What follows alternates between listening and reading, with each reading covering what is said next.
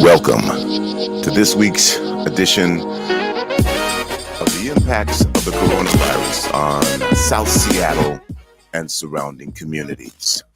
It's me, Tony B, and yes, we've got another great show for you lined up today.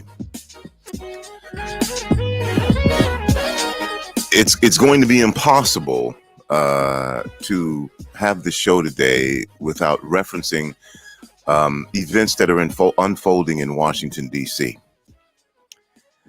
But yes, again, back to the coronavirus impacts. We now have a thing called the vaccine, which is part of the landscape of the pandemic. Today, we're going to be taking a look at the distribution of that vaccine and engagement of communities of color in particular with the process of this vaccine, how it works, the awareness that's created, and ultimately, again, we're going to be hyper-focusing on South Seattle, which is Rainier Avenue. That's the thoroughfare that runs through South Seattle, and we have what's been called the most diverse community in the world. And as a byproduct of having this diversity, we have found out during the course of this pandemic that in particular, Black communities, communities of color, all need information. They all need to find out that they're not isolated, that they're not alone, and their voices need to be heard.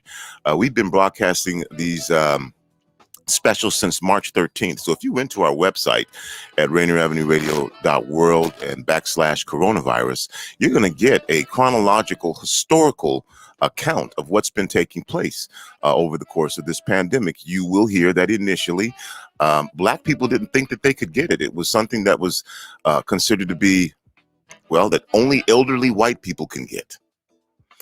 Of course, we know that not to be true. And so as we hyper-focus on the distribution of this vaccine and concentrate on what's happening with communities of color, it's because we need to know. We do know that however this vaccine is distributed and however this process works, based off of history, based off of what has happened previously, that Black people and Pacific Islanders, Native Hawaiians, are going to catch the hell of all of the bad things that happen with this. I don't know what these are. These unanticipated challenges in some instances, but in a lot of times these challenges, we do know what they are, but they're not acted on. The infrastructure may not be in place. We know that the safety net was not safe at all. So we will continue this conversation. And again, we have an awesome show planned for you. Why do we focus on folks of color and Black people? I guess I still have to explain that, and I will. It's not an issue. We do it unashamedly here as we represent the communities that we represent. We'll just take as an example this thing called privilege.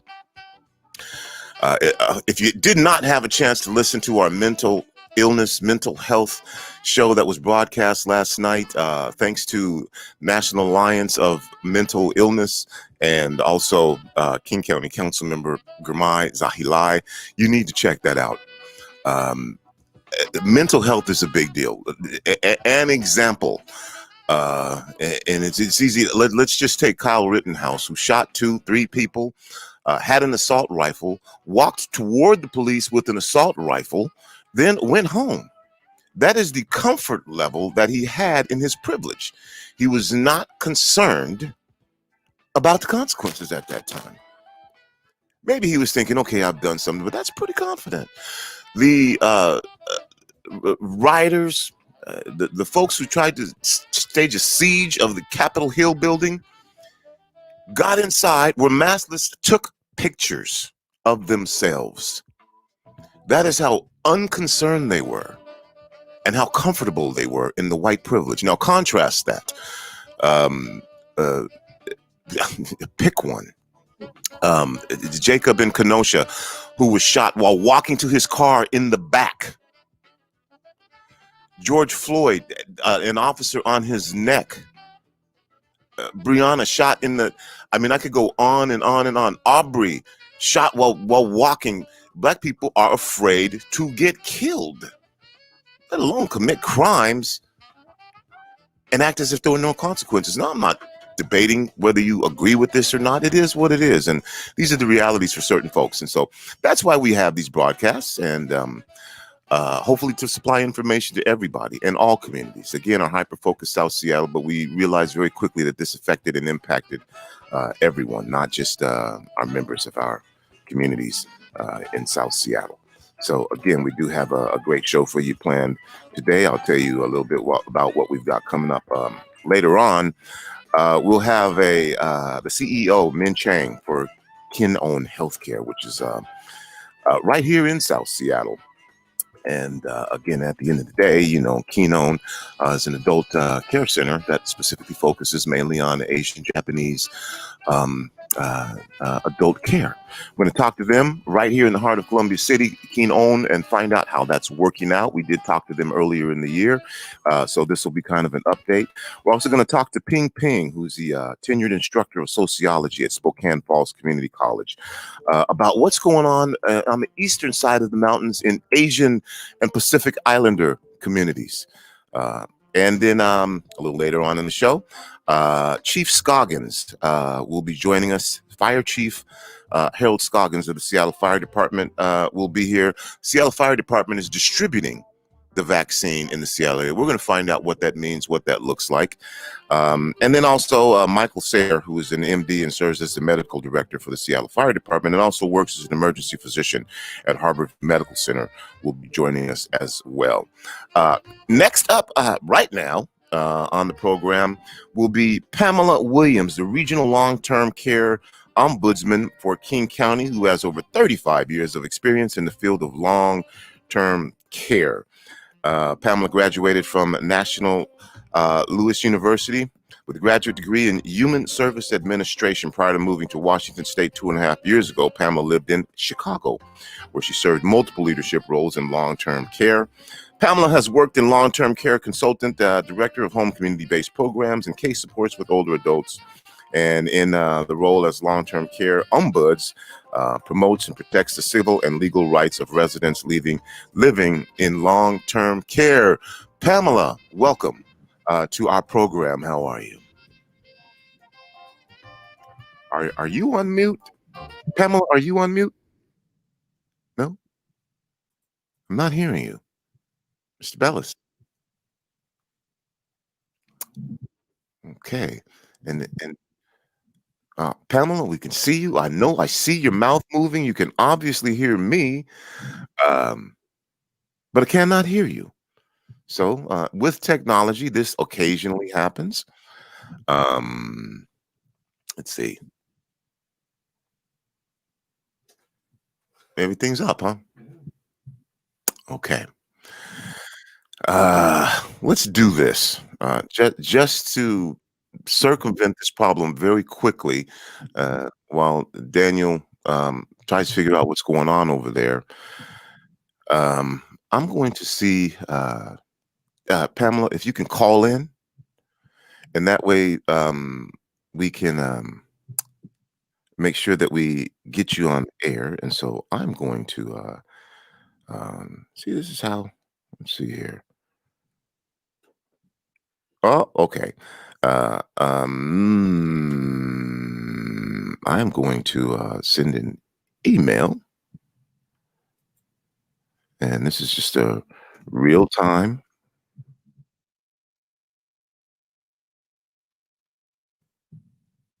All right. Um, Daniel, can you come here for a second? Put your number in there. I'll just write in chat. She's looking right there. Say it again. She's looking in the chat. She just said, "Right phone number, please." Oh, okay. Well, then we can do it via the chat. So, Pamela, if you look in the chat, there we go. That's why Daniel's the engineer. And so we're going to get Pamela to call in until we get this figured out, and we'll probably keep the image on so that you can also see who you're talking to, and we'll make this happen. Again, you're listening to Rainier Avenue. Oh, there's some kind of echo going on, Mr. Bellis. Can you hear me? Okay. Pamela, are you there? I'm here. Can you hear me now? Yes, we can hear you now. And it's actually synced up to where it looks like you're coming through. Pamela, welcome to the program. Again, I talked a little bit about your background, and the explanation that I have for an ombudsman is essentially you are responsible for keeping a check, in particular on government agencies. And I know that may be a simplified explanation. Can you give us a bigger, better explanation of what it means to be an ombud? Well, we are long-term care ombudsmen. So basically, we serve under our program, King County Long-Term Care Ombudsman Program, serves under Washington State Long-Term Care Ombudsman. And we are operated by the multi-service center that's located in Federal Way. And what our role is, we basically promote and protect the rights of long-term care residents that's living in assisted living facilities, skilled nursing homes, and adult family homes. Our program is federally mandated, and we currently have 5 staff and about 25 volunteers where we advocate for seniors that live in long-term care facilities. And you heard me mention before about the initial thought that this could only impact white seniors. We know that not to be true. It impacts everybody, and it's impacting those who are, again, having these problems exacerbated by race, by economy, by social stigmas. Let's back up a little bit because we haven't heard from you. How did the coronavirus initially impact the work that you do and the communities that you serve initially? Well, initially, back in, I believe it was, well, actually, I know it was February 29th, it impacted a facility on the east side where actually over 40 residents died of COVID-19. Family members were, it was just a really, really sad place at that time. I believe they died within a month to 2 months period of time. So since then, infection control policies have put in place, and we, as the kind of like the watchdogs over long-term care, have been actually monitoring the situation and the infection control and abuse, neglect, and all of that personal care, everything that goes under residents' rights. We try to monitor that, since we're no longer able to, we weren't able to go into the facilities at that time. We are able to go now and to monitor residents and make sure that their rights are being upheld. Obviously, that's a very vulnerable population.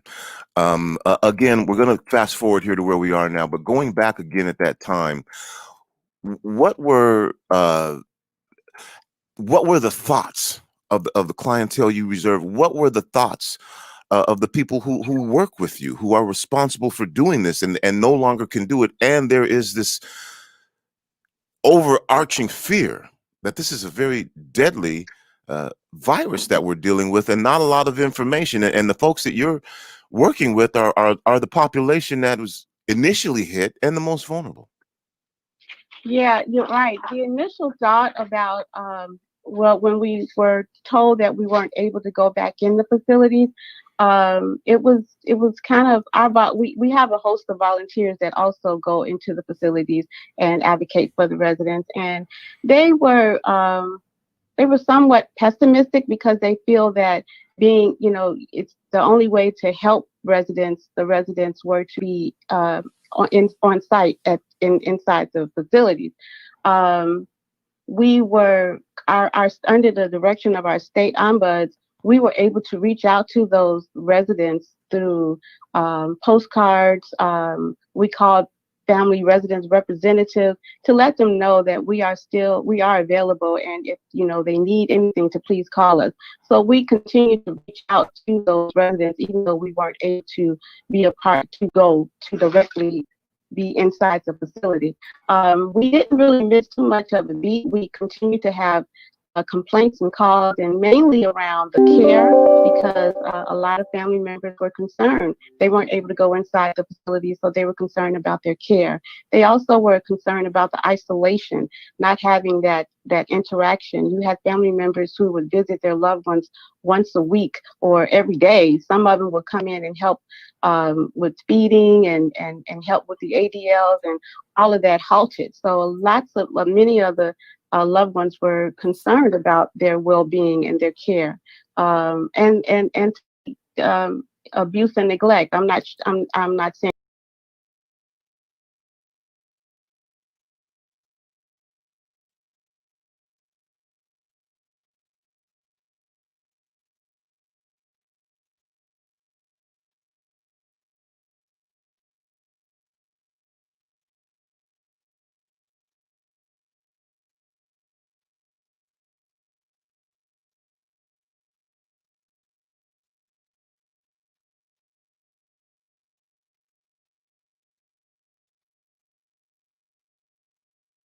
people who have folks who live in assisted living situations who we're dealing with, and some may not, who may not know what was going on. But again, getting up to this point, how were you able to handle the transition of the isolation and the lack of contact, and again the things that you have to check on in these situations? How did it all kind of get us to where we are now? absolutely. I'm glad you asked that question. Well, once we connected with family members and residents, again through the postcards and through calling residents representatives, and still, we were still out there because a lot of the families knew about our program. We were able to connect and resolve problems through calling families. I mean, virtual visits. We had like laptops, and we did virtual one-to-one visits with families, with residents, talking to them. We were able to resolve complaints and do resolutions on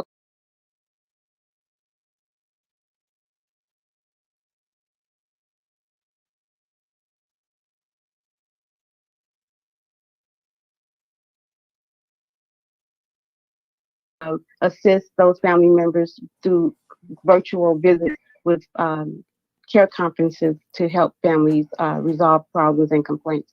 Um, we we interacted a lot with the social service departments. We interacted a lot with the stakeholders in nursing homes to make sure that problems were resolved. So basically, we just got the word out through a lot of interaction. And then we hear about a vaccine becoming available. Uh, at this time, what was your action? What was the mechanism in place? What were you thinking in regards to, okay, vaccine, this is going to help. This is going to resolve some of these issues. Um, what's going to be the plan? How are we going to get it? What were some of the things that took place in this next process to get to where we are now, where there's actually a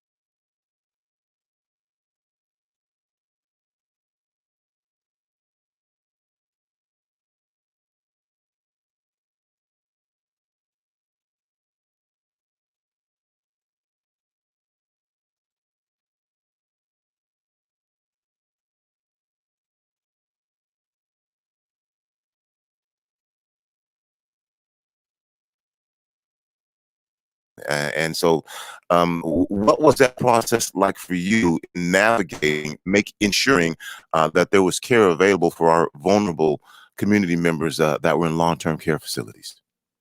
I'm sorry, Tony. Can you repeat the question? Yeah, what was the process like for you navigating the vaccine, where the vaccine was going to be distributed, how the vaccine was going to be distributed, understanding the phased-in process that they were going to use? What was that process like for you? Was it difficult to navigate? Was it easy to navigate? Did you find that you had assistance? How is that working out for you? Well, as long-term care ombudsmen, we really didn't have too much in too much take with that navigation of the vaccine. Basically, we act as a resource. We provide resources to residents, to the facilities, to family members. So basically, our role was to make sure that everyone knew about the vaccination. And I think in that process, it was I think it was very positive, because when we called adult family homes, many of them didn't know about the contracted pharmacies. They didn't really know about CVS and Walgreens.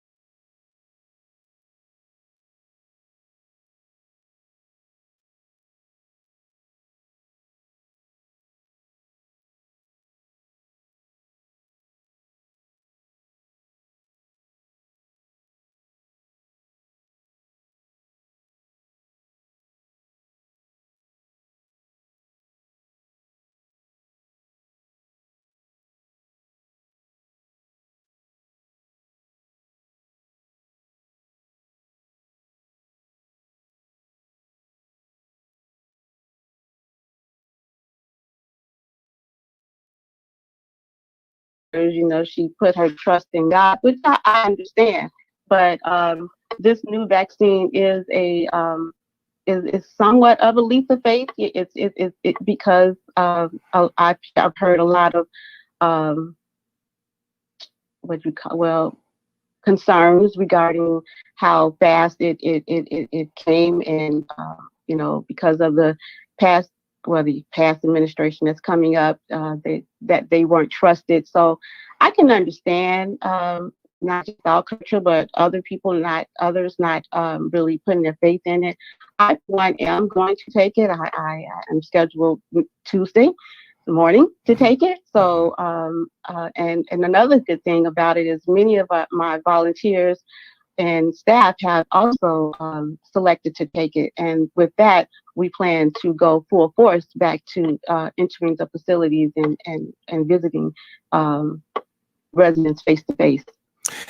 Is there a requirement for those who will or can be face to face in those situations that you must take the vaccine, or you cannot do this? Or if folks choose not to take the vaccine, will they still be able to do face to face visits? Or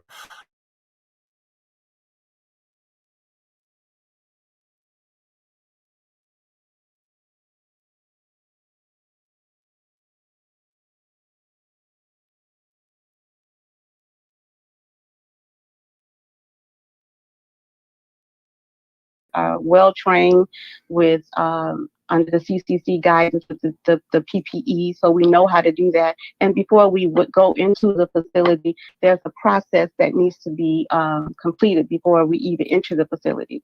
So I go in there with my PPE on and everything, and it's not a problem. So it's not really mandated that we get vaccinated, but it's just assurance to me.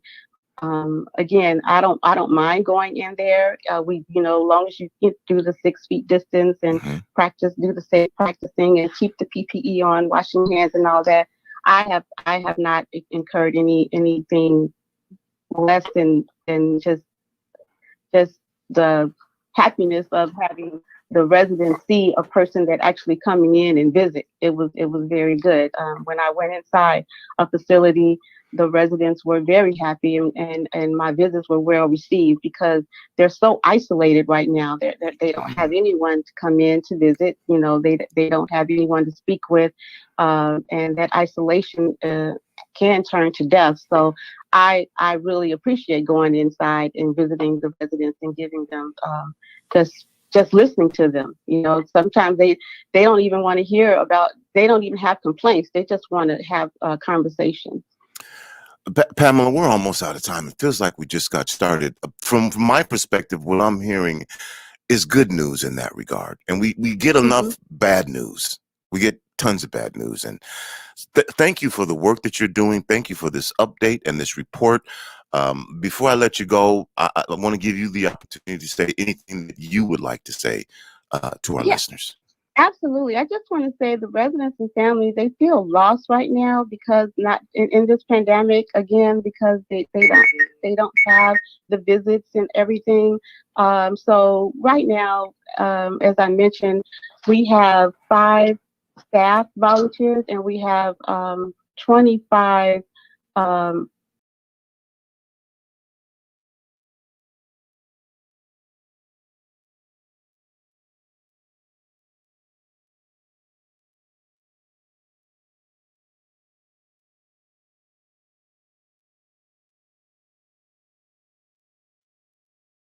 So if anyone is interested in becoming a long-term care volunteer, they should definitely contact our Washington State office, long-term care ombudsman office. If I can possibly, how can I give you the information? You can do it verbally, do it in the chat, and we will give it away throughout the course of the show today. Okay, I can put it in the chat, but verbally they can go to our website, which is www.www.ombudsman.org. That's our website, and or they can call the phone number, which is area code 253-838-6810, and I would love to assist with volunteers. And basically, it only consists of 1 year training, 1 year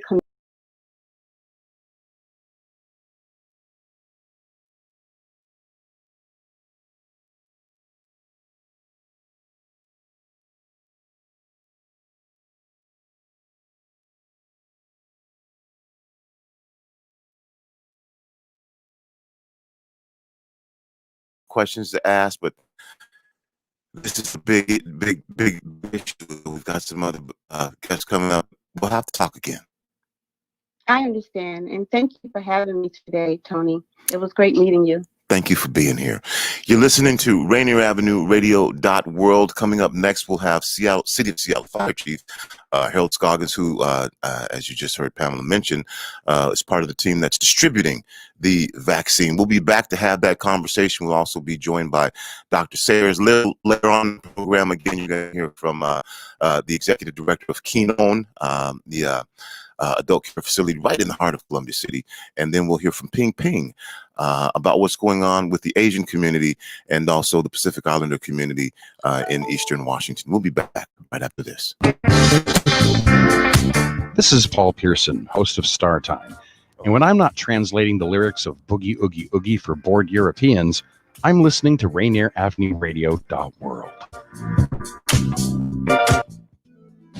don't spread COVID-19. If you're a young adult and you get the coronavirus, you might be okay. You may not even have symptoms. But if you give it to your grandmother, who gives it to your grandfather, before you know it, you can wipe out a whole generation. When it comes to the coronavirus, you have to think about who you might infect. So practice social distancing, avoid crowds, wash your hands, and if you have the option to stay home, just stay home. Do your part and help limit the spread of COVID-19. This message is a public service of Rainier Avenue Radio.world. Women are not an homogenous group. We face discrimination differently depending on factors such as ethnicity, age, socioeconomic status, and more. Rainier Avenue Radio is proud to amplify women's voices. They are the experts of their own lives, initiating conversations within their community about challenges they face, the solutions they're working on, and the opportunities they see. Please join us this Sunday from 2 to 5 for Women's Voices on Air. We know our challenges. We are the experts of our lives. We are master multitaskers, prioritizing our family, friends, and our faith above our own needs. Our needs and voices are too often overlooked. Please join us this Sunday from 2 to 5 p.m. for Women's Voices on Air. We tell our stories in our own way. Hello, my name is Alexis Burrow. I'm a 10th grader at Foster High School in Tacoma, Washington, and I'm an intern for the Seattle Martin Luther King Organizing Coalition. It is time for our annual youth event, and this year the interns were put in charge of curating this youth event, which is going to look a lot different since we're obviously in a lot different times. So this year it will be fully virtual, and it is a fireside chat with youth activists from around the area, around the state. These amazing minds will be talking about a multitude of things like COVID, their role models, issues in their community, things like that. The theme for our annual march this year is Get Into Good Trouble, commemorating the late, great John Lewis, and you see that same energy come through in the youth event. So that's something to look forward to, and I hope that you all tune in to Rainier Avenue Radio at 2 to 4 p.m. Pacific time. Thank you so much. You're listening to Rainier Avenue Radio.world. Check us out on social media, Facebook and Instagram, Rainier Avenue Radio.world, and on Twitter at Rainier Ave Radio. Welcome back to Rainier Avenue Radio.world. We are having some connectivity problems. The wind over the last few days was extremely unkind to our internet connection, and our providers working diligently. It's very critical that we have this connection, but we're trying to do a workaround right now, but we are determined to bring this broadcast to you despite whatever interferences there may be. And so we're going to try and make sure that we connect with our guests and get them on and make sure that we have a connection.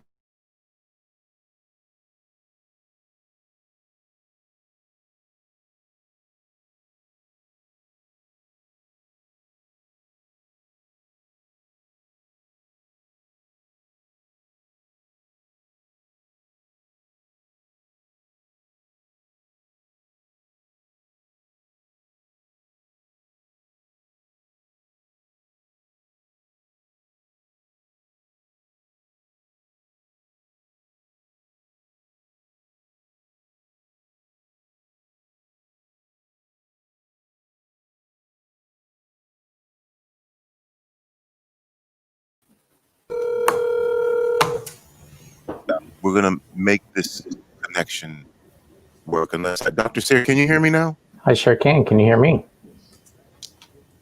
Okay. We're gonna take a really quick break here and see if we can resolve some of these issues. This is probably what it's going to be going forward, and so we'll just kind of change the way we're doing things since it's apparently not going to work the way that we want it to work. But we will work around it. We'll be back in a couple minutes.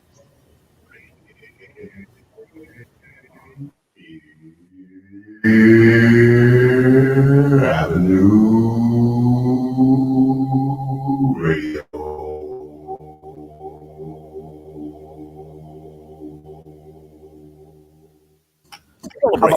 Can you hear me now? Rainier Avenue Radio. You'll hear interviews, panel discussions.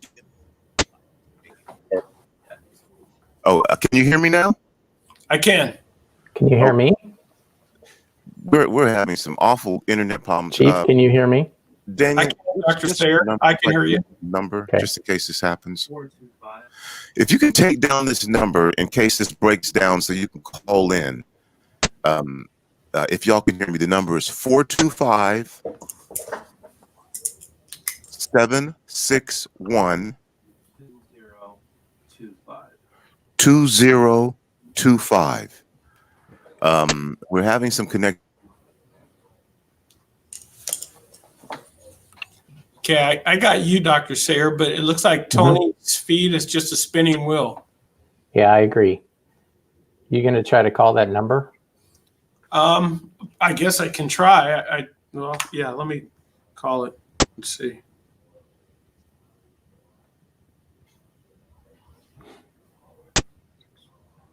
Chief Scoggins, can you hear me? I can. Yes. Okay. I'm hearing a very messed up signal from you. Can you try talking again just to see if I can hear you? Sure. Test 1, 2, 3, 4, 5, 6, 7, 8, 9, 10. Okay. It is coming through, but it's pretty staccato. It's getting chopped up. I think for conversation purposes, it's probably going to be better if we do this via phone. Got it. So you can keep the visual, but if you can call on that number, then we'll be able to have the clarity of the conversation that I think that we need to have. Got it.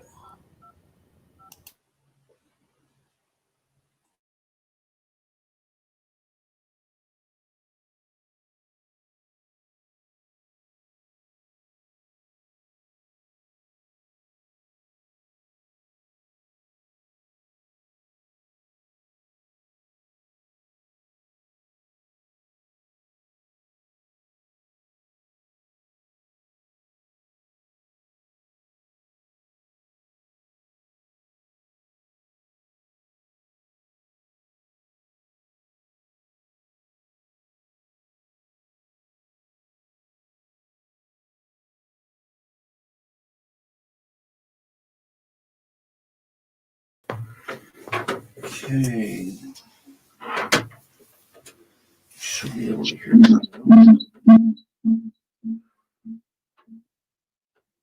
You tell me when.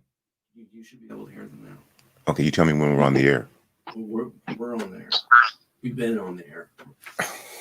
It just keeps going in and out, you know.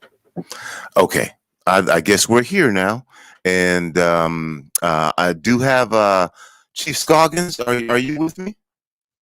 I am. And Dr. Sayer, are you with me? I sure am. Thank you both for working through this internet problem that we're having right now, but that's not going to stop us from sharing this important and critical information with our listeners. We know that some of you are still listening to us and watching us on Facebook and YouTube and via Twitch. And for those of you who are listening via our app or watching via our app, you know we're still there. For those of you who are just listening through our streaming services, if you're coming in and out, we're going to keep you on now, and we know that you can hear. So we're going to get back started again. Again, my guests joining me during this part of the show are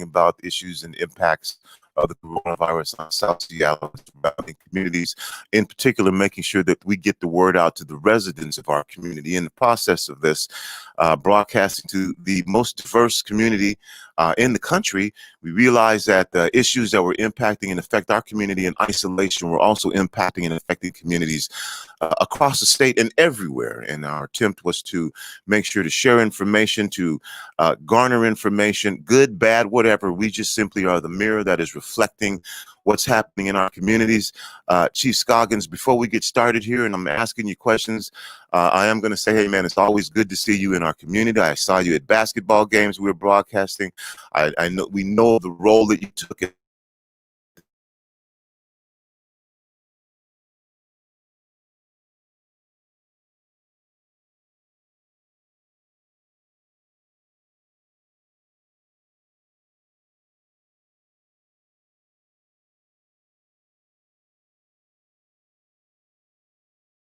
back in November, at the end of November, when we actually submitted the application to the State Department of Health.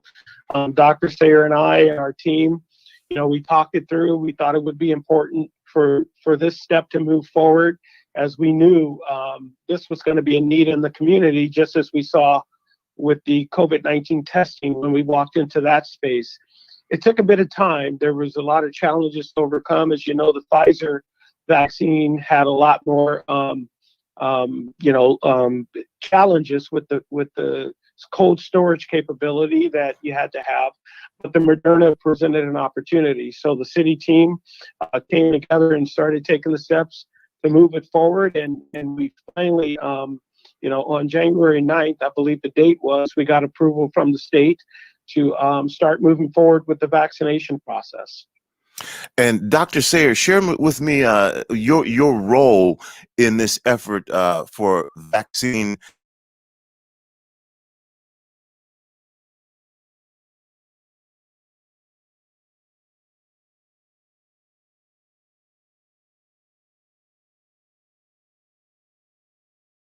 Doctor for the vaccines that are being given by the South Fire Department. And as Chief Scoggins says, this was a big lift. He and I are just a small part of the whole team that put this thing together. And I'm really proud that yesterday our teams went out and began vaccinating. So we only got approval from the state last Saturday. And Thursday, our folks were visiting some adult family homes and delivering vaccine. I know about mobile vaccine delivery because I've been in on conversations. And Chief Scoggins, you were talking about this, some of the challenges in delivering the vaccine. Let's address that initially. The process of getting the vaccine into your hands, and then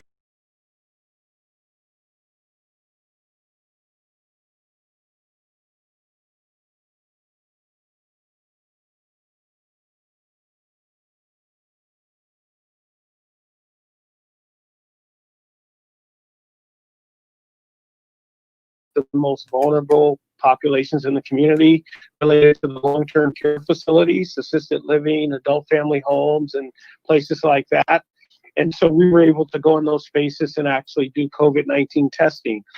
With the vaccine was a similar intent. The adult family homes that we're initially working in, they were not falling under the umbrella of another care provider. So our firefighters came together and put the plan together. And yesterday they started to deliver the vaccine to those in need in those adult family homes. Dr. Sayer can speak to getting it in our hands, the initial steps there. Dr. Sayer. So, yeah, thank you. A couple things. So one is these vaccines are shipped frozen solid. And the Pfizer vaccine requires this deep freezer that, frankly, the city of Seattle just didn't own. So we were kind of stuck waiting until the Moderna vaccine actually got approved. And then our guys had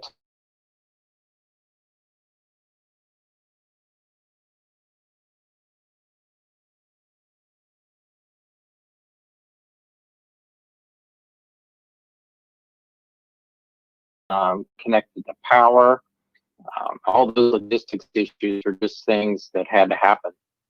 Another little challenge for us was getting the right kind of temperature monitors. So the state requires that this vaccine stay in a very narrow temperature range. So in order to make sure that it doesn't spoil, and we had to get the right temperature monitors, get all that installed, prove they worked, prove the refrigerators and the freezers stayed at the right temperature. All that had to happen before they would send us any vaccine.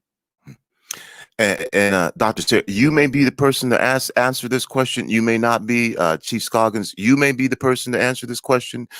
You may not be. And if that's the case, that's fine. Just trying to keep our communities informed.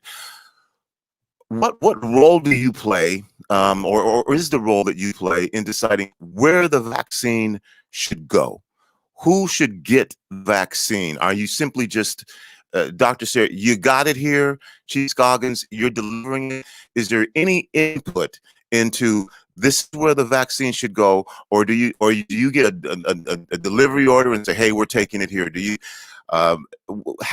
what role do either of you play in any decision making in who will get the vaccine? One of the reasons I'm asking this question, it's not a trick question, is because, as we know, often the most vulnerable communities fall through the cracks, and there is a phased program to make this work. We know how it operates, but we've been hearing again that people of color, Black people, aren't getting the vaccine. There aren't that many to begin with, and then with that, there is concern from some folks about if they should take the vaccine and everything that's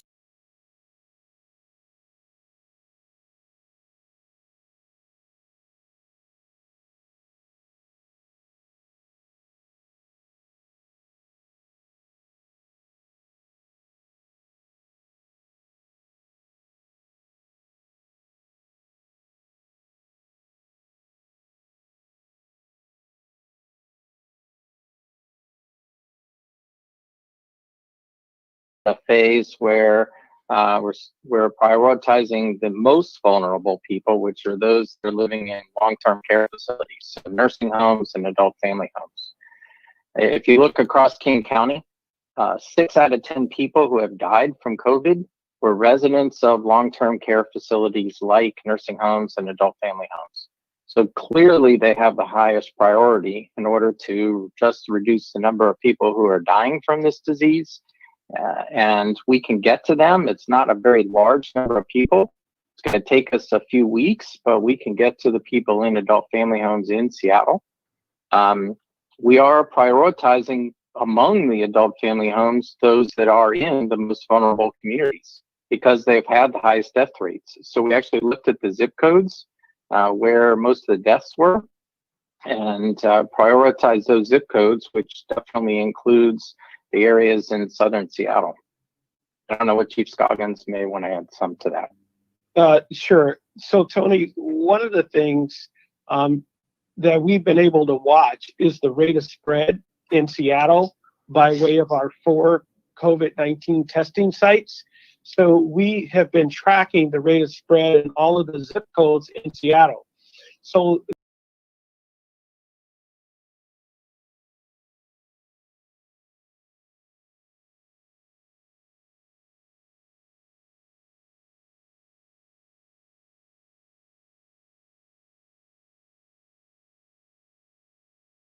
we're continuing to work in because that's what the information shows with the rate of spread that we're watching through our 4 COVID-19 testing sites. okay. And again, everybody's going to want access to this vaccine. As I mentioned before, there are people, the safety net it broke down. So there are vulnerable communities, in particular communities of color. So you have this focus. So you, Chief Scoggins, you actually get to make the decision. This is where we're going to take the vaccine. This is where we think it's needed. Is that something that you get to make? Is there a group of people that you have to consult with before you can do this?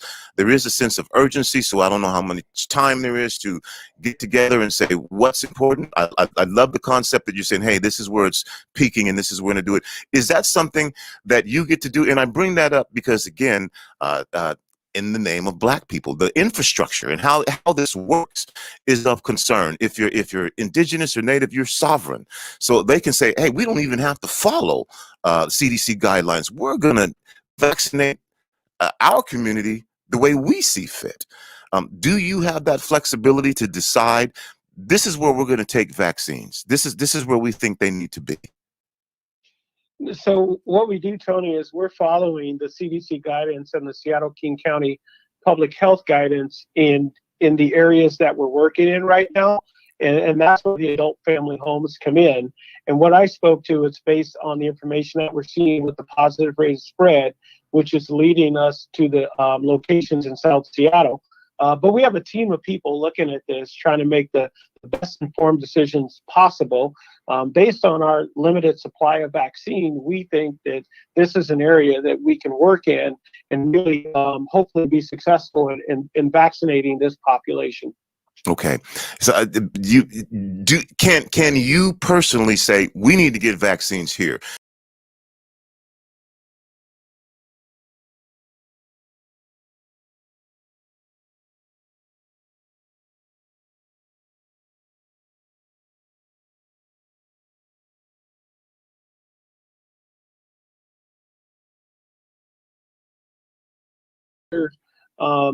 The mindset that we are going to follow the guidance. And that's why they're giving us the vaccine. So that's the area that we're working in. So it's not up to me to say that we're going to work outside the lines. That's not what we do.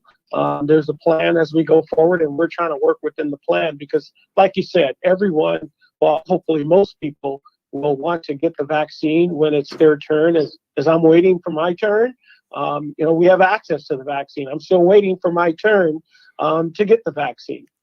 And Dr. Sarah, maybe you can speak to this. Again, everybody's not in the same position. Everybody's not living in the same America. And so a decision to say who gets the vaccine first, it had to be done. But again, we know what happened in Black communities initially, even with the testing. They were left behind. We saw that Pacific Islander communities are suffering more from this pandemic. And now on top of that, there's the issue of should I take this vaccine? Because if there are mutations, if there are side effects to this, will I get the health care?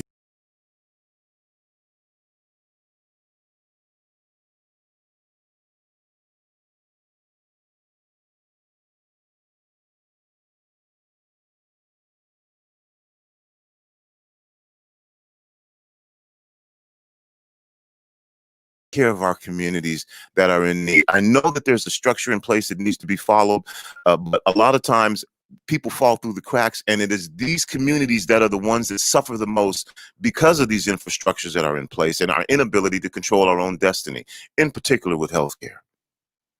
Sure, Tony, I really do appreciate that.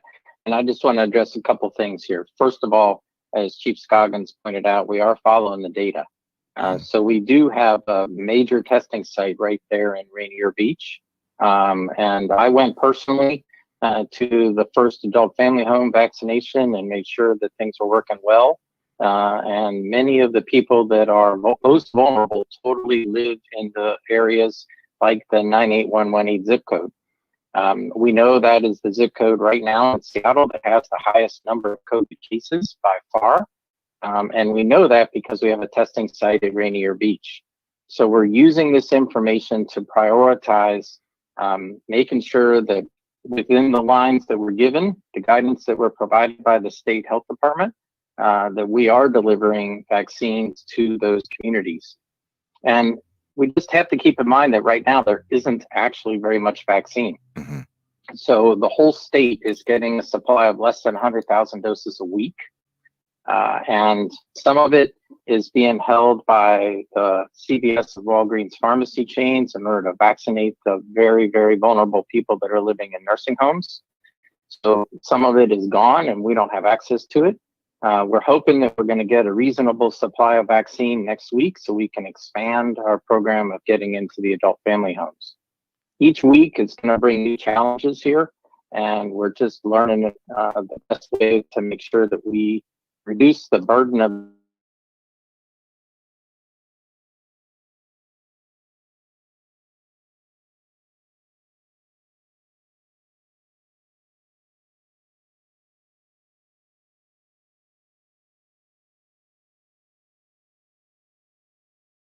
doing and coming on the show and sharing this information. And of course, I probably could have taken half an hour to talk to each of you at least about this. Appreciate the work that you're doing. I do want to give you an opportunity here for final words, and I'll start with Dr. Sayer quickly if you can, because we're almost out of time.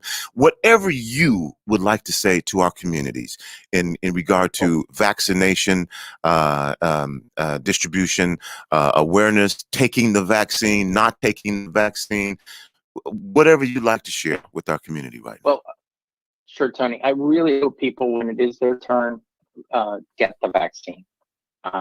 We know that the vaccine works really well to prevent people from getting severely ill and dying from COVID-19. The vaccine itself, side effects are minimal. This vaccine has now been given to millions of people, and they are doing fine. They're not growing new arms or legs or heads or anything. Not to be too flippant, but the vaccine seems to be extremely safe. The few side effects that have been present, like severe allergic reactions, have been managed successfully with epinephrine as an antidote. So I hope that people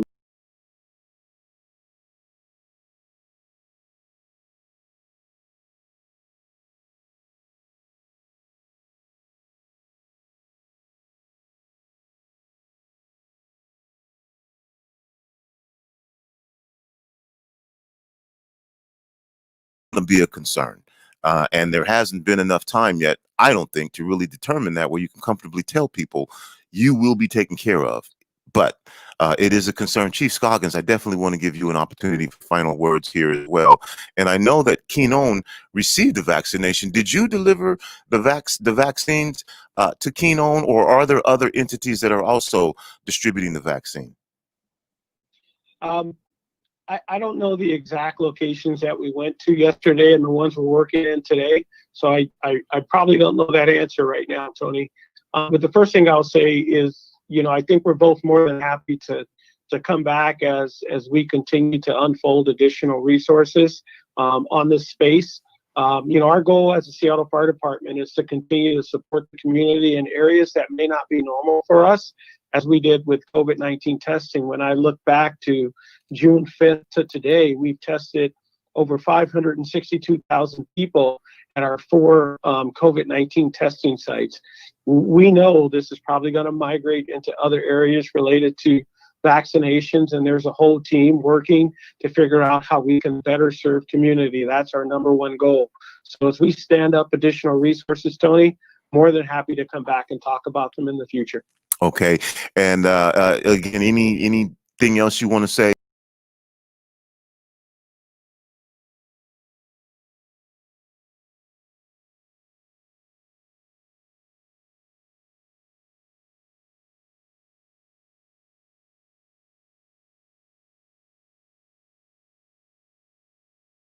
To take the vaccine when you have the opportunity, just as I plan on taking the vaccine. We're really working hard to improve the health and wellness related to COVID-19, and we think that this is the right step forward. So I hope everyone takes the vaccine when they get the opportunity, just as I will and my family will. Thank you. Are you the only entity right now actually distributing the vaccine in Seattle, or are there other entities that are also distributing the vaccine in the Seattle area? Chief Scoggins. I think there's quite a few distributing it, but they're working under the Phase 1A distribution plan with the healthcare workers and the long-term care facilities right now. UW Medicine, for example, Swedish, the other hospital systems, Kaiser, they're all delivering in this target range that we're talking about right now. Okay. Thank you both for the work that you do. And yes, we'll certainly take you back up on that to keep our communities informed about how things are working out. You're listening to Rainier Avenue Radio World. It's me, Tony B. This is our special broadcast of the impact of the coronavirus on South Seattle and surrounding communities. Joining me will be Ping Ping again to talk about distribution of the vaccine and awareness and engagement of the vaccine in Eastern Washington among Asian Pacific Islander communities.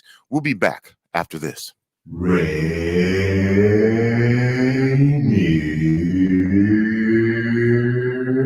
Avenue Radio.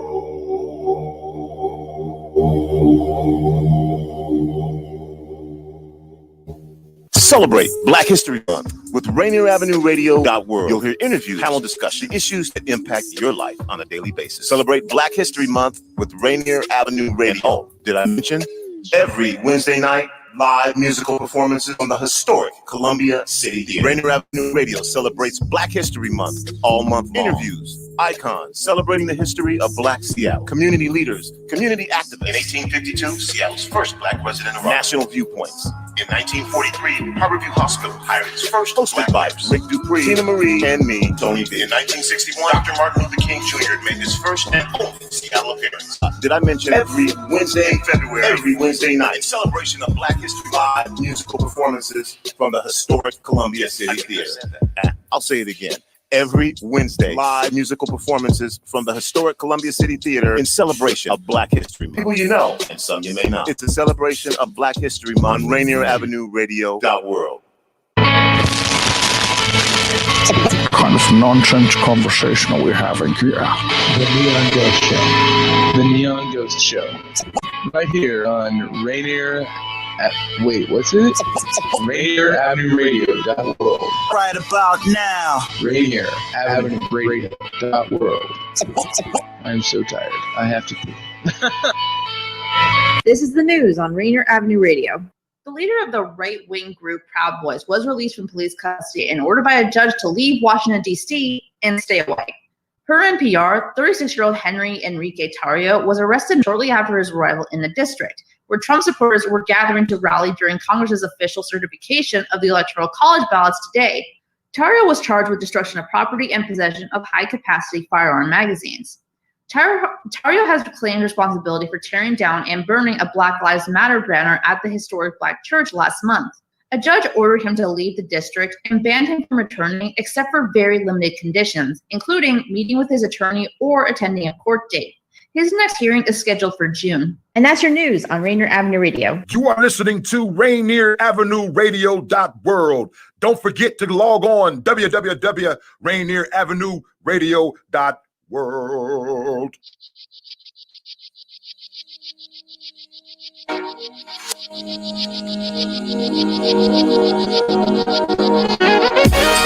Welcome back to Rainier Avenue Radio.world. It's me, your host, Tony D. We just finished talking with City of Seattle Fire Chief Scoggins and Medical Director at Harborview, and for the fire department, Dr. Sayers, about distribution of the vaccine and engagement in South King County communities. City of Seattle Fire Department will be distributing, or as at least one of the distributors of the vaccine, and they started distributing, I believe he said, yesterday. Of course, there are concerns about how the vaccine will be distributed, who will get the vaccine, how those decisions are being made. And I am excited to have on the phone with me now the tenured instructor of sociology at Spokane Falls, Ping. Ping, how are you? Good, thank you. How are you? Okay. Let's start off this conversation. You're engaged and involved in an effort to connect folks with understanding of how the distribution of the vaccine is working and how it's engaging, and sharing your feedback and comments on what's working for you and what your community needs. Let's start with that. Why is this work important to you? Because I carry a hat. I am an immigrant from China, and also I work here as a volunteer as the representative of representing Spokane's Asian and Pacific Islander community as a commissioner of the Washington State. So this work to understand what are the issues of API community is facing, what we want the state government to be informed, and also what we want our API community be informed about what is the state government's policy about vaccine and also coronavirus, the pandemic. Not just the vaccine. I mean, it's in the overall, it's a well-being of the Asian Pacific Islander communities in Spokane. So that's why I am doing what I try to do here in our community here. We know, at least here in South King County, that when this first started and we began broadcasting on March 13th, that our Asian communities were already facing discrimination before anyone was saying anything about it. Can you tell us, from your perspective in the communities that you advocate on,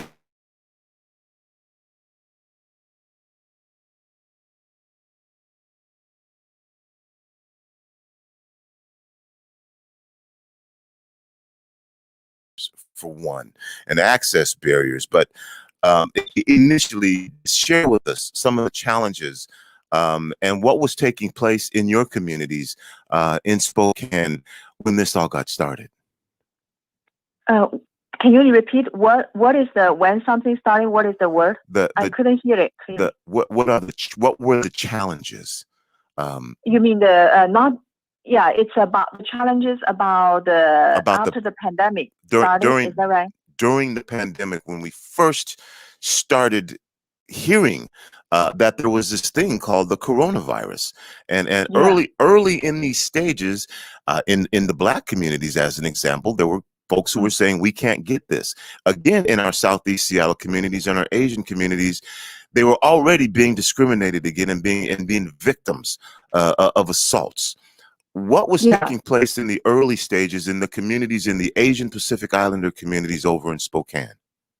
Yes, there's quite a few incidents I would like to share with you here. One happens in my own class. I think it's either in February or in the beginning of March in 2020.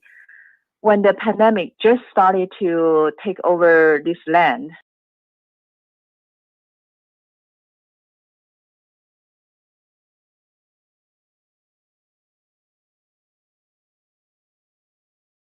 International students who are from China, women student, very young women student, a beautiful young woman student.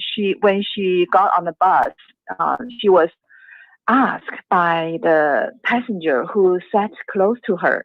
The passenger also was a woman. She said, "Are you from Japan?" My student said, "No, I'm from China." The passenger immediately kind of moved away from my student and said, "Oh, I don't want to get close to the virus." So this is one. And I also know very 24 years old Vietnamese American who was born and raised in Spokane. When she went to the Albertson, the grocery store here in Spokane, a white lady just passed her, and the lady just started to talk over the phone, and the volume was big enough to let this young lady, Vietnamese American lady, could hear very clearly. The lady said, "Oh, I'm passing a Chinese person here, and I think I got the virus." So this makes our Vietnam American person cried and couldn't finish her shopping. She just went back to the car with her fiance. Actually, this lady is a Vietnamese community leader here, and so she shared with me. I also know another. He is a Palau person from Palau. He lived in Spokane for 2 decades now, more than So he is in his early 60s, I think. When he went to a bar, he was commented by several white males around him, saying, "Oh, we see a Chinese virus person walking in now. He should not come here." yeah, so this is another thing happened to Spokane resident who is from Asian Pacific Islander community. Then I have another young woman student in her early 20s. One day when she walked from her apartment to the pet clinic, because she has a cat, she wanted her cat to be seen by the doctor. When she walked back from the cat clinic to her apartment, she had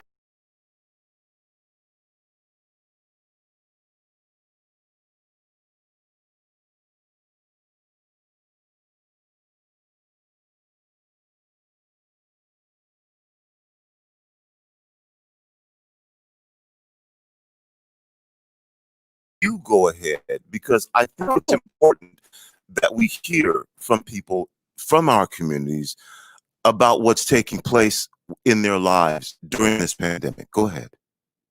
Yeah, I also have a young man student who is from China in his apartment that is close to Gonzaga University campus. It's a pretty nice apartment because the rent is pretty high end. So he said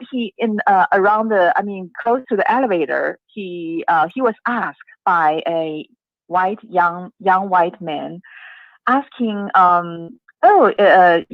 like just very friendly, say hi to him. And then the conversation turned out to be asking him, so where are you from? And he said, I am from China. And then this person just something from his mouth was, oh, why don't you go back to the F word, China? So, I mean, this is something that really shocked my students, and it just, very hurtful. It was in the pandemic time when the pandemic started, and then when this student told me this.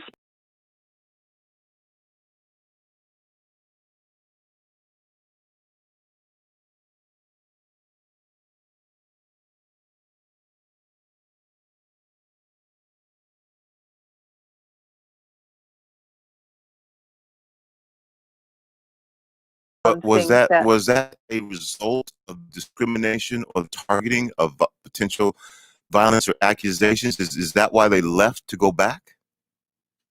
Yeah, I think mainly, as I know that their parents are very concerned that they're staying in Spokane in the United States in general, because the United States has much higher affected number, right? The number one affected and number one death in the caused by the coronavirus.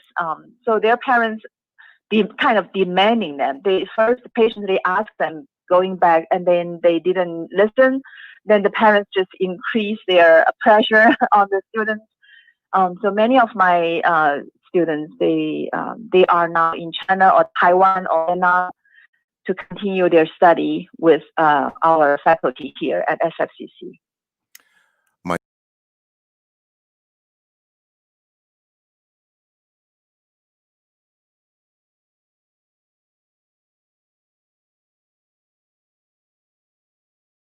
Sociology, Chinese University of Hong Kong.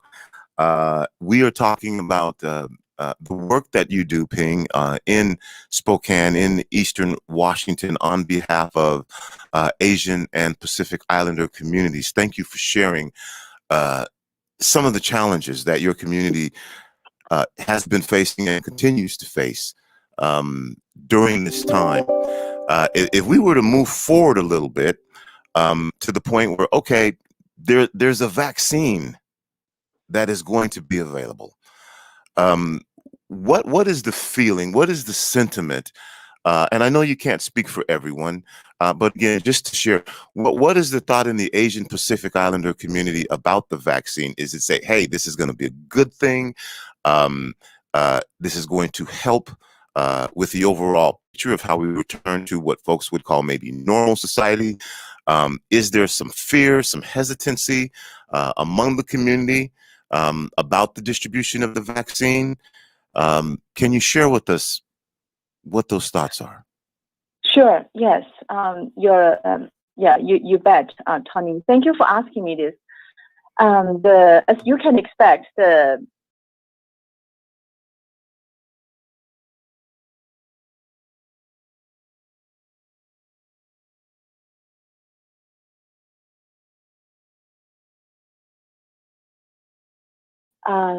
this allow these communities about your thought about the vaccine to prevent COVID. The responses I got was really, I would say it's a mixture, but mostly positive. Like they are very hopeful for this vaccine will bring us back to a normal society, normal lifestyle, not have to be caged in the house for one more year. So some people are really, really anxious to get it as soon as possible. But when they found out they are not in the Washington State Department of Health has given us a stage by stage that kind of the chart, right? People found out, according to their age and they also according to their housing condition, they're not living in a multi-generational house. So they are like 50. They're younger than 60 years old, but older than 50, like 50 to 60 years old. This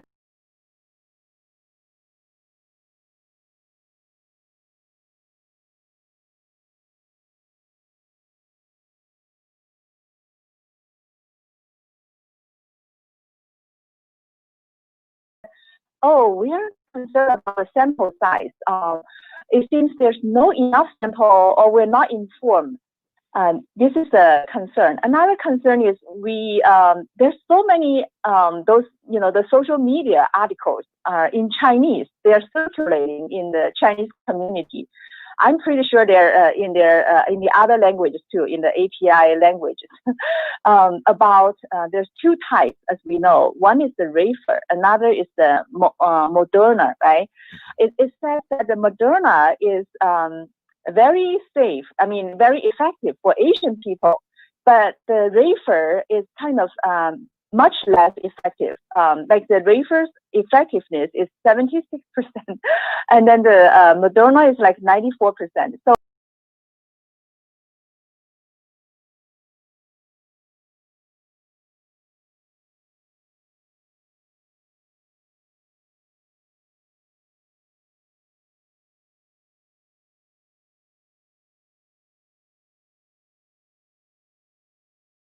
when they had the 2 times of being, I keep asking this question.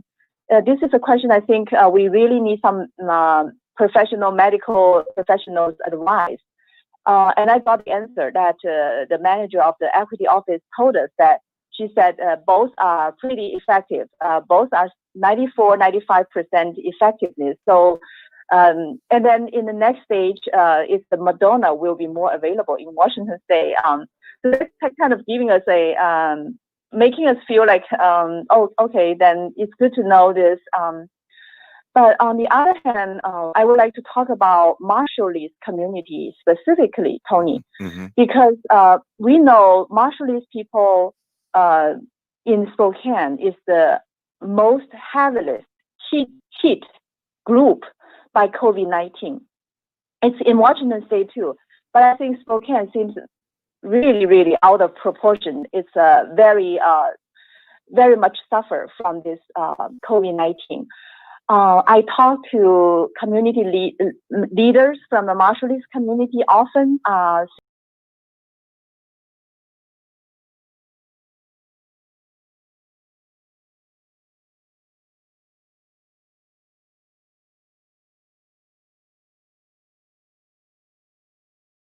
Younger generation, the teenagers, they're very anxious to get it from Marshallese community. Like people older than 18 years old, younger, but not to the 30 years old, that age group, they really desire to have the vaccine as soon as possible. And and I don't know what is the priority of the Marshallese people are put in the getting the vaccine. For me personally, really, I think they should be put in the priority list, not just limited to the age, because this is a suffering group in Scoggins, County.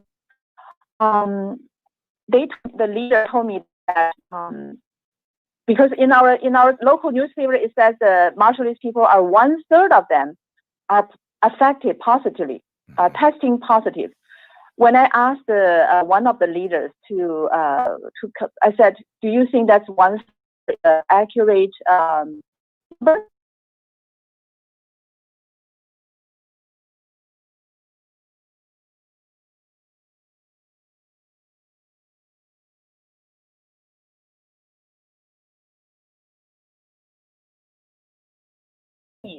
Think about it. 3,000 Marshallese people, according to the official statistics. Maybe we have more, but 3,000, and half of them means 1,500 are having this, already have this. Some must overcome this, must be recovered. But overall, it's half Marshallese people are affected by this. This is really a saddening, heartbreaking number, because when we think about the history, what happened, what the United States has done to Marshallese Islands, their radioactive experiments, so many bombs were put on their beautiful island, both beautiful sea, and so they were really vulnerable when they come to the United States. They have some preconditions that they are almost guaranteed they will be more vulnerable to this effective, infectious disease. So they have many died, and people die from COVID-19.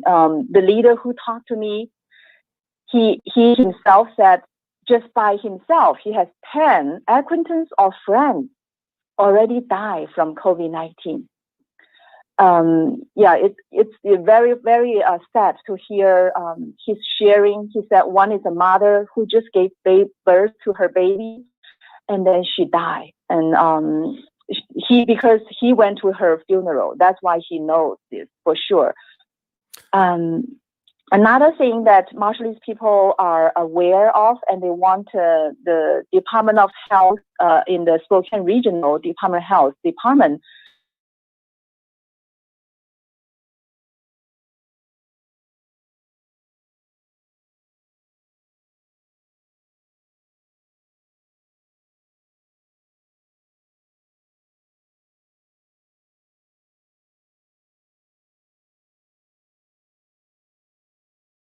the correct term to call the other languages foreign, but yeah, that's the reality. So they said there's 5 languages that are not English, but none of them is Marshallese. They just feel because we are the most impacted group, why our language is not why we are always the last to be taken care. We want to see our language interpretation of the COVID-19 information posting on the webpage of the Spokane Regional Health Department as soon as possible. And so another leader that I talked to, she really just called the department, and the person who talked to her said, yeah, we will work on that, and we will find out the translation staff to translate it into Marshallese language for you. So yeah, I just wanted to share this with our awesome Rainier Avenue studio, that Marshallese people are really hopeful, but they're waiting for our health service professionals, the public health professionals could be thinking of them. We have, I don't know, Tony, if you are aware that we have a very wonderful public health officer. His name is Dr. Bob Lutz. He was fired by Spokane Regional Health Department in the early November. But he is so well, so looked up. People really love his service here.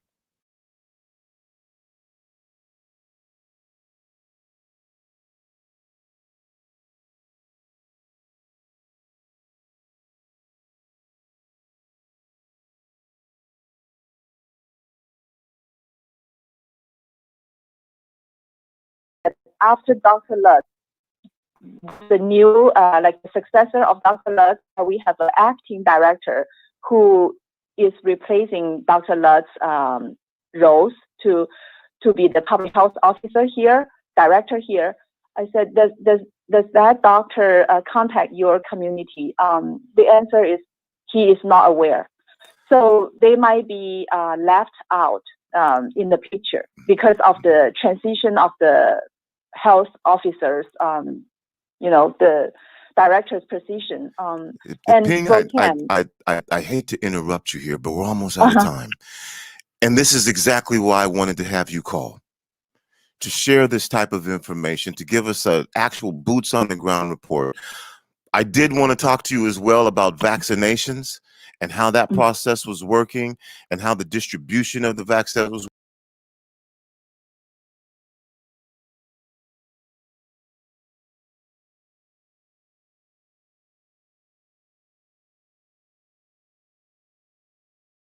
On Spokane, just in general, we're going to have to talk again so that we can go further. I got to go for our next guest. We're going to be talking with Mai Chang from Keen On, an adult care facility here that has the vaccine now, and how the Japanese and Asian community in Columbia City, South Seattle, is being impacted. But I invite you to come back again in the not too distant future so that we can talk more. I thank you for sharing your stories. Look forward to the next time we're on that call with the Washington State Department of Health, and we will continue to be an ally for you in getting your information out and sharing your information and letting others in your community know that they're not alone. I want to really quick give you about a minute for final words here before we go, though, that you would like to share with our communities. Oh, you mean something I want to share? Yes. I think that that's probably it. I just,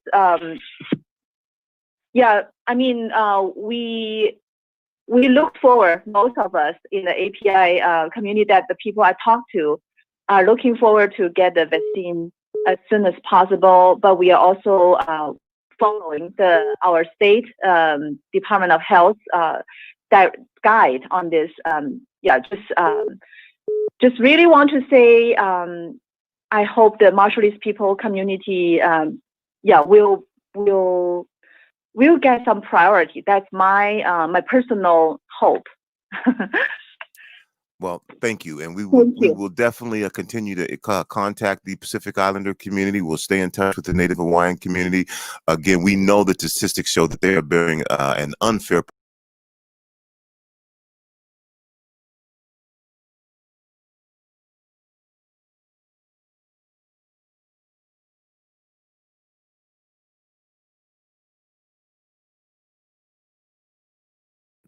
.world, our special broadcast of the impacts of the coronavirus on South Seattle and surrounding communities. We'll be back for our last segment of this conversation, and I will be joined again by the executive director of Keen On, Min Chang, right after this. Here with the Rainier Avenue Radio Traffic Update. You can listen to us in your car 24/7 anytime by downloading the free TuneIn app. Once you do, search Rainier Avenue Radio. And remember, do not curse out your fellow drivers. This has been your Rainier Avenue Radio Traffic Update.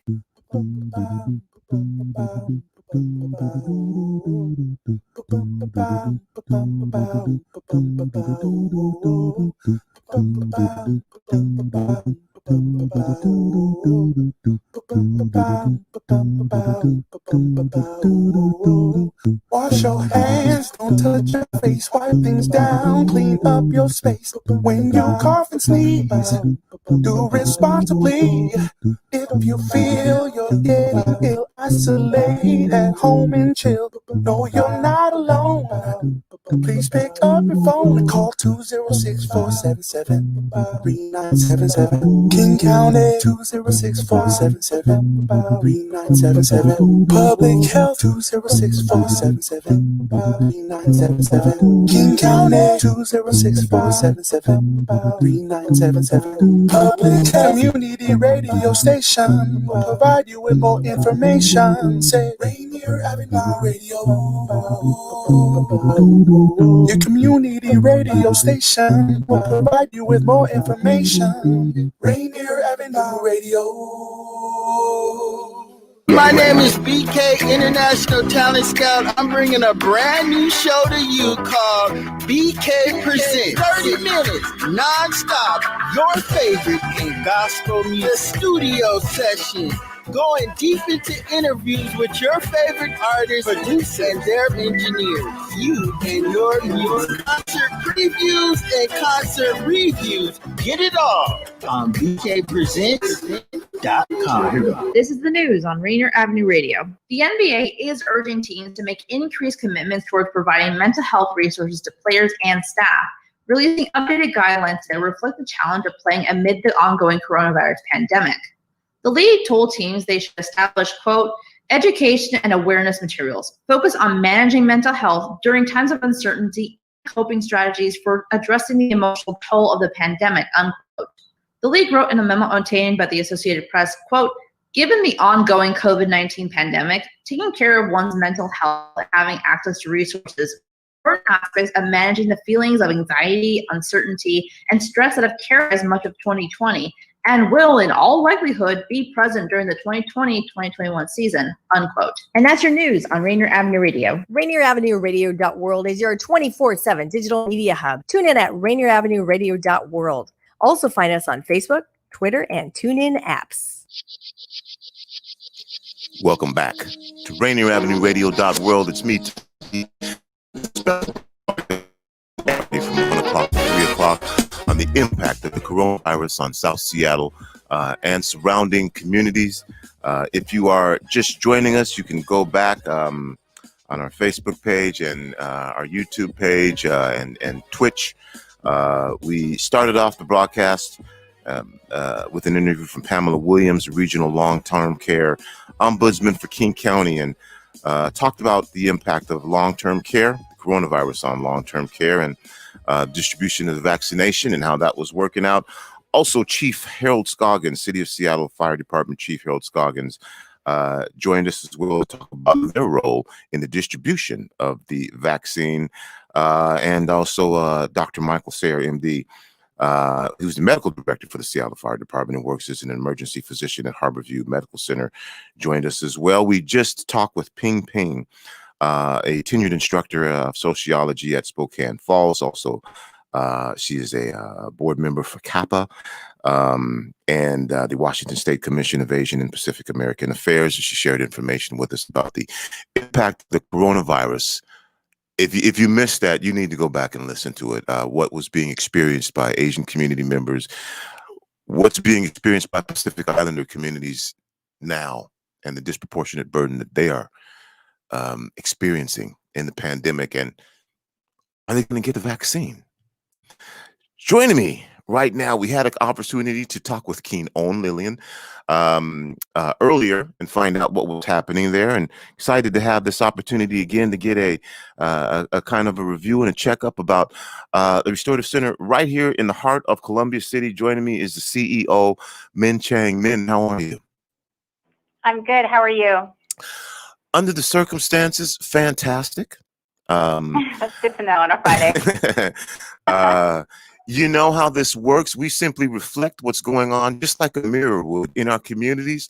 So sometimes we get bad news, sometimes we get worse news, sometimes we get good news. What we do, though, is share the information of what's taking place in our communities. We were excited to be able to talk to Keno a while back and hear about what was going on there during this period of time. Let's start with that before we get to the vaccine, which I think you have some good news about that. But what's been happening during the pandemic? We know that families were isolated, community members were isolated, those who live in facilities we're isolated. We're most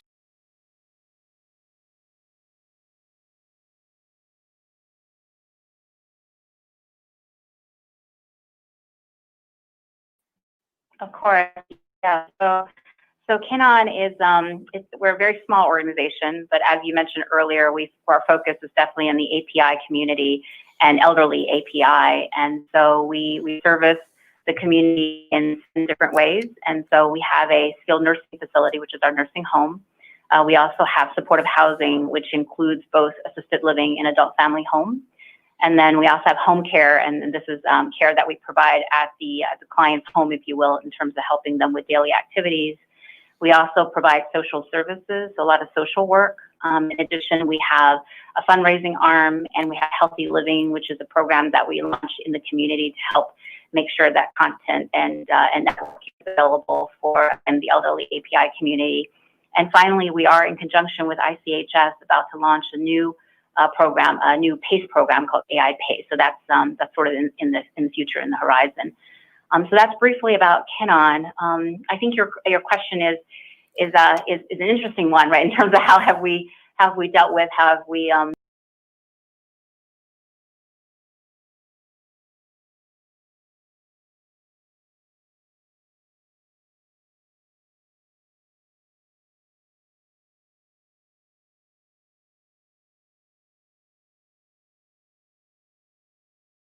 And so today we have been impacted both in terms of COVID impacting not only our residents in our facility, in our institutional facilities, if you will, as well as some of our staff. And so I think, from a reaction and addressing perspective, we have been very diligent as much as we can in terms of making sure we social distance, we have the right PPE, that we're sanitizing, cleaning, and ensuring that we do a lot of testing. So we are doing multiple rounds of testing constantly. So that's also been very helpful. We've also started some tracing as well. So that's been also very helpful.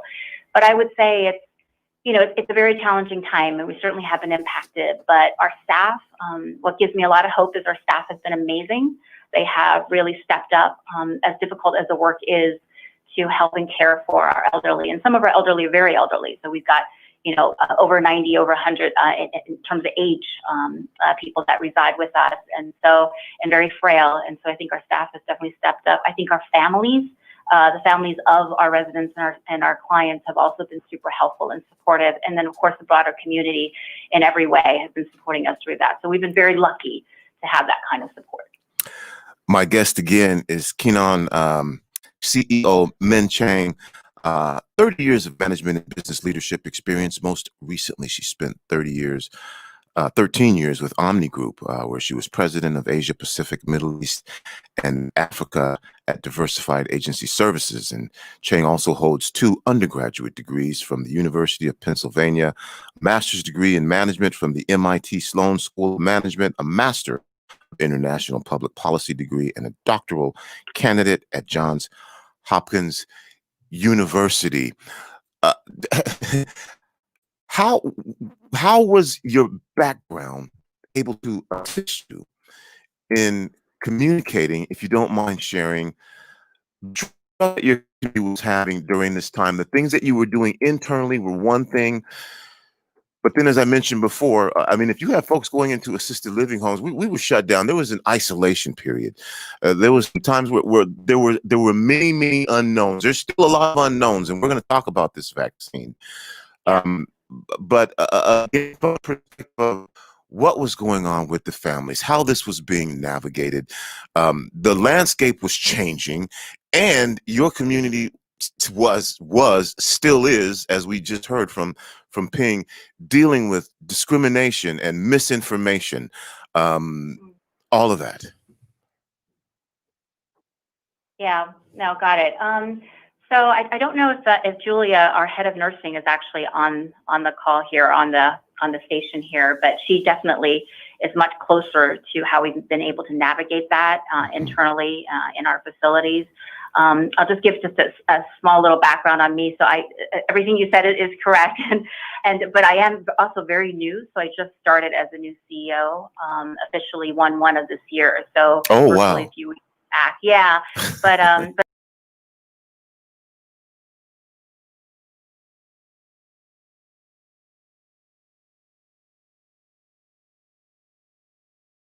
throughout 2020 for certain. But I would say, just given my brief experience, I think that, it's a lot of, like you said, a lot of communications, a lot of information sharing. We have stepped up on our communication. So every week we put out a COVID update from us to not just our staff and our clients and our residents, but also to the broader community, to our board and to donors and everybody, so that they know what the status is on a weekly basis in terms of our cases, in terms of what steps we're actually taking, and also what the kind of the next steps are and what we see in the horizon. So I think that's helped, just being transparent, just being clear, making sure that we are the provider of that information as much as we can, as much as we're able to, has been helpful. But I would say Julia is definitely in the front lines, and in fact, the entire, nursing home staff and the supportive housing staff have been on the front lines of this. Why did you decide to take this position at this particular time in the middle of a pandemic, a crisis going on? Yeah, I know, right? Yeah. And a vaccine about to come on board, which we're going to talk about. Yeah. But why did you step into this position at this particular time? Yeah, it's a great question. I still ask myself sometimes that question. So yeah, I would say probably two primary reasons. One is, as you said, I've come from entirely a for-profit background. So all of my 35 plus years of experience in for-profit organizations, very large organizations. And so I've always wanted to do some nonprofit work. I guess, never found the time, unfortunately. And so it felt like this was the right entry point for me, because it is API. It is, and our client base is primarily Chinese as well, so I'm Chinese by background. So culturally, and also just wanting to give back to the community from a nonprofit perspective was really important to me, especially, in this latter part of my career and later in age, if you will. So I definitely wanted to do that. So that was very attractive. And then secondly, I think just going through the interview process with the board. So we have a board that's almost 20 people large. And so it's a significantly large board. But going through that process and really hearing, the mission and the vision and what we want to accomplish as we move forward was very inspiring for me. And the fact that people volunteer on our board, and that they give that time of themselves to make sure Canon progresses. And so we have 35 years.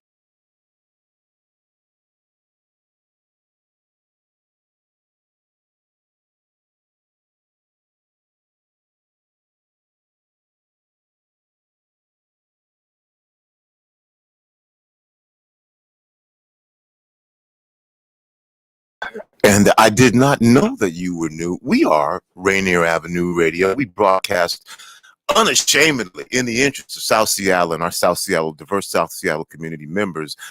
You may or not have heard that we are the most diverse community in the country, and we're very proud of that. Are you familiar with South Seattle, Columbia City in particular, which you are right in the heart of? And what has your experience been thus far? Yeah, I can't say that I'm really all that familiar, but I am so open to learning more.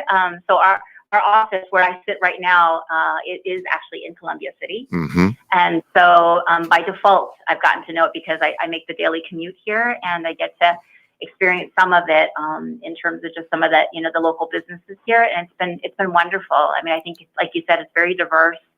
It's a wonderful community, and I want to learn more. So my apartment where I live right now temporarily is actually in downtown. So I live close to South Lake Union. So I know it's completely different from Columbia City, but I like the diversity of Greater Seattle. I've driven over to Mercer Island. I've seen some of Bellevue. So yeah, so I think it's an incredibly wonderful, diverse, broad set of communities.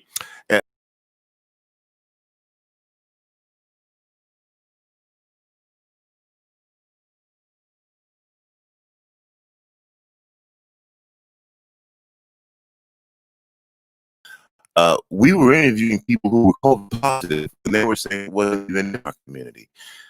We were talking to members of our Asian American API communities who were being discriminated against, who were suffering from attacks and violence when it wasn't even being brought up. We were talking to members of our African American community who didn't even think that they could get it because of the misinformation that was in place. And so now we've got a vaccine. For you, with this vaccine, What are your thoughts? Well, let's start with this. How did you get the vaccine? Let's start with that. Where are you at in the process of distributing the vaccine? Yeah, absolutely. So, so we got our first dose last Friday, so January 8th. And so we are part of that group 1A, long-term care providers. And so what that meant is that, so we're partnering with, rather, Walgreens partnered with us. And so they actually came on site here in our offices here, and were able to vaccinate our residents in the nursing home, our residents in the supportive housing units, as well as our staff that occupy offices and so forth, facilities here. So it went very smoothly. So I would say that the process so far has been good. We will get our second dose at the end of January. So January 29th, I believe, is our second dose date. And then Walgreens will come back again for a third visit to catch whoever they didn't catch in the first and second visits here. So so we're very excited. I guess if I can use the word excited to get the vaccine, because I think it will, I believe and we hope that it will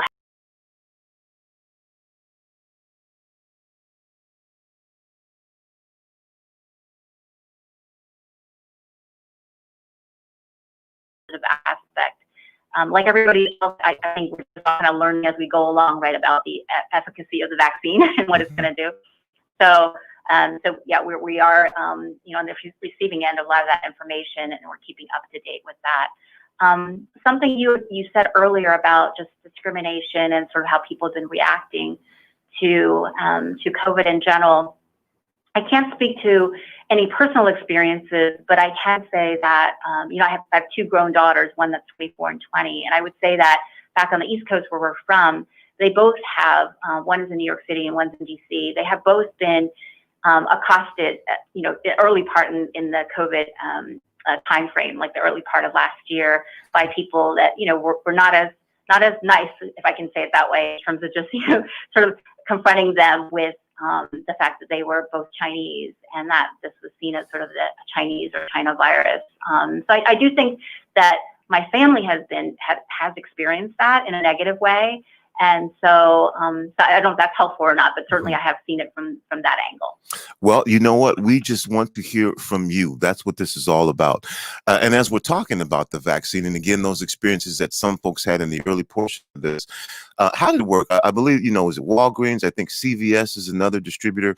Yeah. How did you get the vaccine? Did someone contact you? Did you have to call the Washington State Department of Health in this early phase? Because again, as we're connecting with folks all over the state, some folks still don't know who are in adult care facilities, still don't have the connection about who to talk to or how they're going to get it. Yeah, it's again such a great question, and I would say that the process is not perfect. Kind of like the way we rolled out testing, right? It's also not been perfect nationwide. So yeah, so the way that works, it worked for us, and hopefully it works.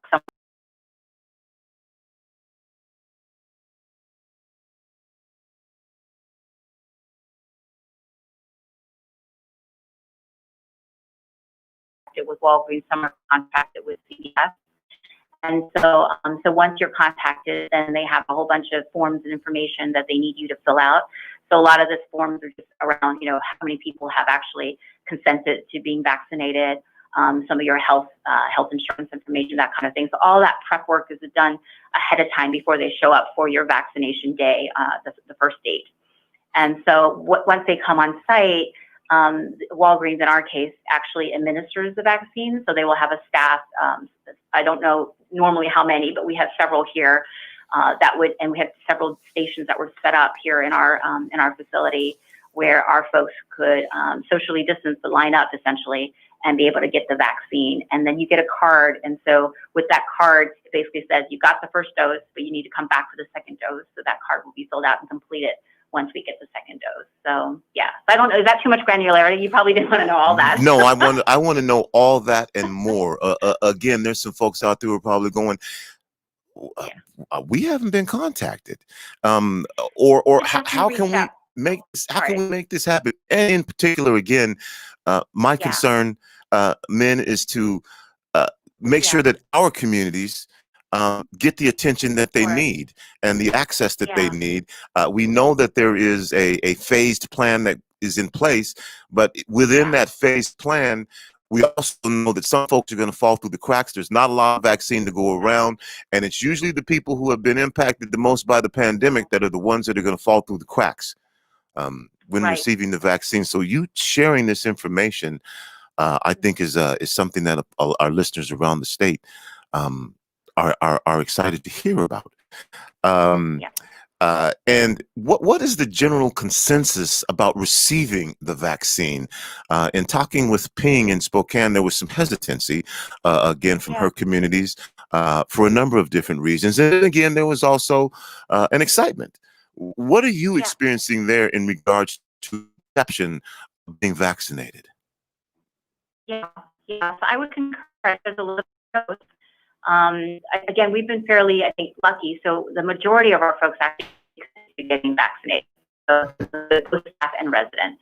But I would say the ones that elected not to get it this first go around, I think there was a little bit of wait and see perspective. So they wanted to see went, and so I'll give your word, I'll steal your word, guinea pigs. I guess they were waiting to see how we, as the first group of guinea pigs, experience that first shot.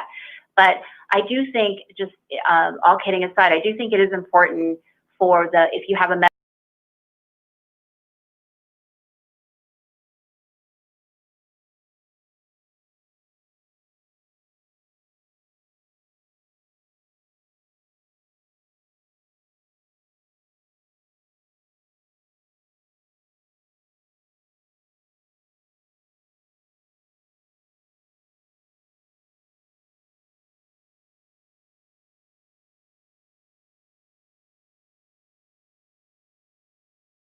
as you learn more, whenever you are comfortable, for you to elect and get the vaccine. For those that have not been contacted, referencing your other question, I would encourage you, especially if you're a long-term facility, to contact, whether it's Walgreens, or you probably know at this point who your provider should be, and so you should contact them directly and be proactive as well. So certainly don't wait. You can definitely reach out and get your vaccination. My guest again is Min Chang, the new CEO of Kenon, and again, kind of right in the center of Columbia City, of our South East Seattle communities that we so proudly represent and share the voices of. It has been great to have you on the program. Welcome to the community. I don't think I said that yet. Thank you. Thank you. Yeah, I'm on South Brandon Street. I don't know if that means anything to your listening audience. But that's where I am. We know where you are. Yeah. When we are really open, we would welcome people from the community to come see us post-COVID. Yeah, when I say right there, a little bit offset, but right on Rainier Avenue, Yes, exactly. Right on Rainier Avenue. Again, Min, thank you for joining us. Thank you for sharing this information. We've been trying to find out how people are getting the vaccine, in particular in our community. And what can be done to ensure. Now, we recognize that there's a phase-in plan, but the virus doesn't recognize that phase. No. The virus has its own plans, and as this landscape changes, maybe the phasing needs to change as well. And so that's what our role is to make sure that as our community begins to be impacted more and more, what's being done to make sure that we're taken care of. I want to give you the opportunity here for final words or things that you'd like to say to our community. And then also, again, whatever that happens to be, your personal thoughts on the vaccination. Thank you. So first off, thank you. Before I forget, thank you so much for inviting us to be part of this program. It's a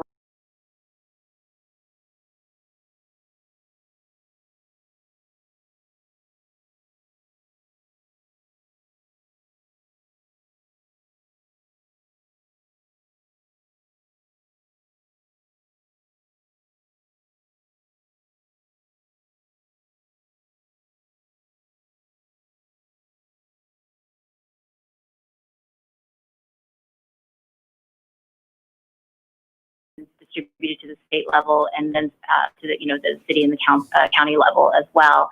I guess my other thought is, to the extent we are very small here at Canon, but to the extent that we can be helpful and a resource for you moving forward, all of you, please let me know. I mean, being a new CEO, I'm also very interested in partnering and understanding and supporting the community, especially here and in the Columbia City area. So if there's something that we should be doing more of, please feel free to reach out to me directly. I'm so open to hearing your feedback and hearing your ideas for collaboration. All right, and know that if you need to get the word out about something, all you got to do is hit us up at Rainier Avenue Radio. You know how we get out. I know that now. And we'll be excited to share the voices of your community. And again, whatever that happens to be, whether those are challenges, whether those are successes, we simply want to reflect what's going on in our community.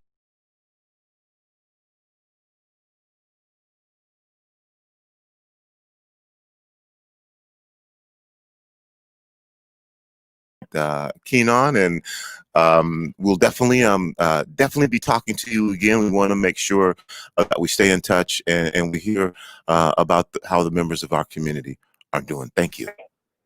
Great. Thank you so much. You're listening to Rainier Avenue Radio.world. It's me, Tony B. This has been our special impacts of the coronavirus on South Seattle and surrounding communities broadcast. I would like to thank all of the guests who have joined us. If you missed any of the shows today, you need to go back and check them out. You can probably in about 30 minutes go to our Facebook page, our YouTube page, and our Twitch account and watch and listen there. We will be rebroadcasting this for those who are listening over our audio stream networks. You can get our app, download that. You can just say, Alexa, Rainier Avenue Radio, and you'll hear it. But go back and listen to this again. Pamela Williams, the Regional Long-Term Care Ombudsman for King County, was joining us. Then also City of Seattle Fire Chief Harold Scoggins, and they're also a distributor of the vaccine. And he was also joined by Dr. Sayer, who serves as the medical director for the Seattle Fire Department and an emergency physician at Harborview Medical. Ping Ping, who shared some hard to listen to truths about what was taking place in her community that is suffering from the pandemic and the domino effect of the things that the pandemic caused. And in particular, the Native Hawaiian Pacific Islander community, which has been devastated. In some 33% is what they're saying they know. And talking to members of the community, saying 50% of a cultural community impacted by the coronavirus. How are they going to get this vaccine if they are not part of 1A? What makes them any less valuable? So that's why we're having this discussion about vaccine distribution, so that people who need it have a place to voice their opinions and share their stories, so that everybody who needs this gets it. Don't want to leave without telling you about tomorrow. We'll have our community food giveaway, as we do every Saturday from 11 to 3. We folks who are volunteering now, thank you for doing that. Again, want to thank Jono for giving us a new tent. The weather got bad and our tent was, well, it was kind of in bad shape. Jono stepped up and got us a new tent from Amazon.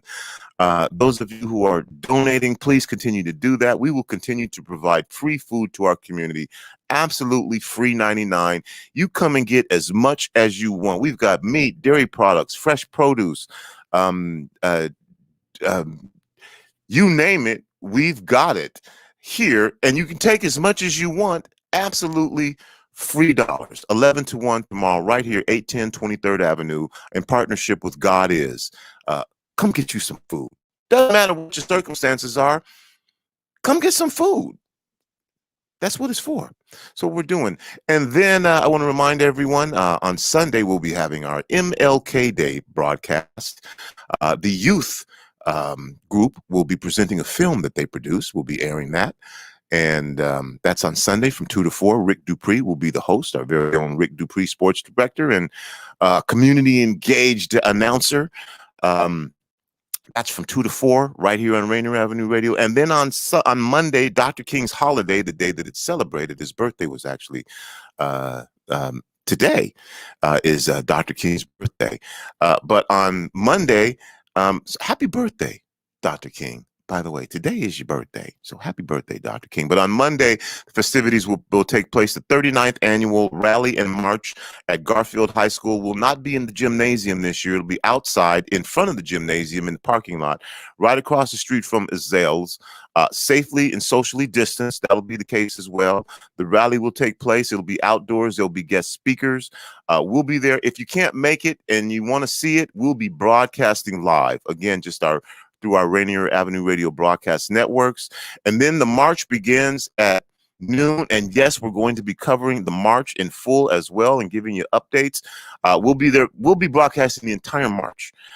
So make sure and check us out on Monday, starting at 11 for the rally.